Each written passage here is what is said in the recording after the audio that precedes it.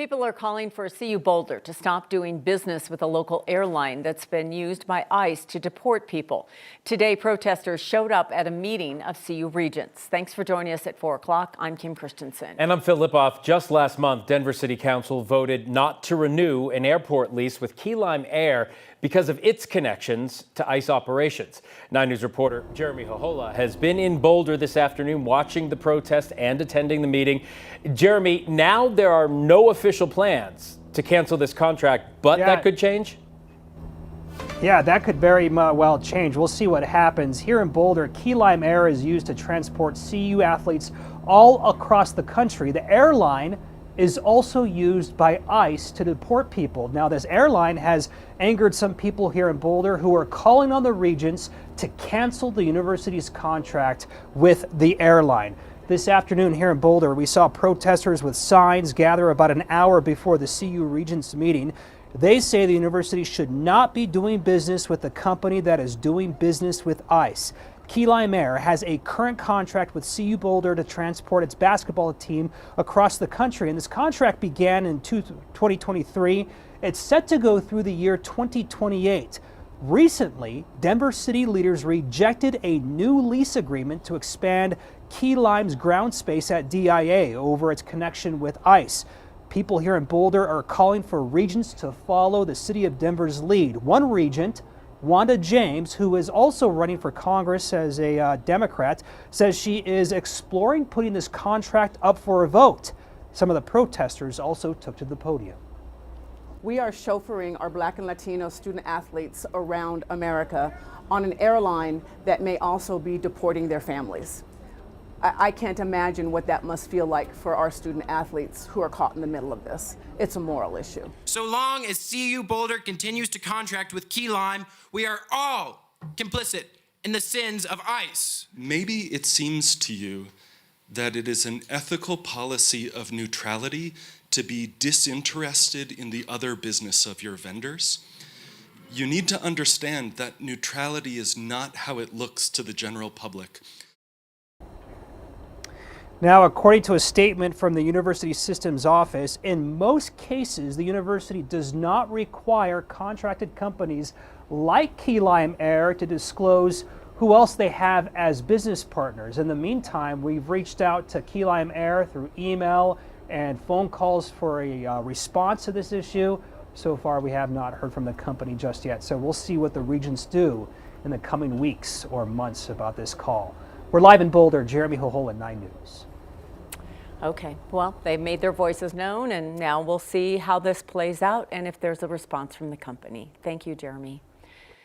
Colorado workers for the world's largest meat processing plant and company, JBS, could go on strike soon. JBS has a facility in Greeley. Yesterday, 99% of union workers voted to authorize an unfair labor practice strike. That's according to a post by UFCW Local 7, who represents about 3,800 workers at JBS. In a statement, the union said in part, quote, "We have been bargaining for 8 months and JBS has prevented us from reaching a contract as a result of their unfair labor practices. They continue to increase chain speeds and create dangerous working conditions, all while reducing hours for workers." No word yet as to when that strike might begin. We reached out to JBS for comment. They said they have presented a comprehensive offer to the union workers. They continued, quote, "We respect the collective bargaining process and remain hopeful that the local union will choose to move forward with this agreement." You can find both statements on our website at 9news.com. We're going to turn now to a live look outside. This is looking at Golden over Lookout Mountain. Warm and dry weather returning, bringing temperatures up yet again for an already warm winter here in Colorado. It just seems like, I guess you get into a pattern every winter, and this is our pattern this winter. That's exactly right, Phil. We call that severe clear. Yeah, it is. Severe clear, non-winter, whatever you want to call it. Yeah, Spring? You can look forever. You can practically see Kansas, right? That's right. And the three of us will be here on Super Bowl Sunday. So I don't know about you two, but I can see the weekend from here. Can you? Yeah. Yeah, because I think staring at it. Our weekend starts pretty soon here. It's beautiful outside. Shorts weather on the ski slopes, shorts weather in Fort Collins, in Boulder, in downtown Denver. I mean, it is a beautiful day. Yes, we want the moisture, but what a time of year to be outdoors. In February, one of our colder, snowier months, we haven't seen really any appreciable snow. Year to date, 13.4. End of the month, we want to be here. That's not great, but we have time to catch up. Temperature 65 here at the studios, almost 70 in southern Colorado, and the winds are light, so that's one piece of good news. You guys were talking about the temperature change. We're 13 degrees warmer in Denver this hour than we were 24 hours ago. It's almost 20 degrees warmer today than we were 24 hours ago. Wind is light. That's good because we're talking about fire danger concerns again with this dominant ridge of high pressure and only high clouds streaming in on the northwest flow. There is an upper level low we're watching to the south of us that may approach southern Colorado, but it also may stay too far south to impact our weather, but we're watching that. Beautiful evening coming up. Weather headlines include above average highs through next Monday, which of course means this, but look at headline number 3. Changes next week. Details on that coming up. Thanks, Kathy. The youth hockey team affected by that deadly crash on I-70 is back home in Santa Clarita. The Santa Clarita Lady Flyers returned to a homecoming ceremony last night from folks there in the region. The coach gave some words of thanks, including to local teams who rallied for the girls. I wanted to thank everyone in Colorado, especially the WGHL director, Hannah. You treated us like family during this emotional roller coaster. Despite the crash, the Santa Clarita Lady Flyers stayed in Colorado, played in the tournament. Not only did they play, but they won. They won 5 of their 6 games, winning the Western Girls Championship and dedicating their win to their teammate's father, who died. But the whole team is not home just yet. One of the parents in the car during that crash is still here in Colorado in the ICU as she continues to undergo treatment. A hopeful sign from Lindsey Vonn. She posted an update on social media as she continues to stay in the Winter Games.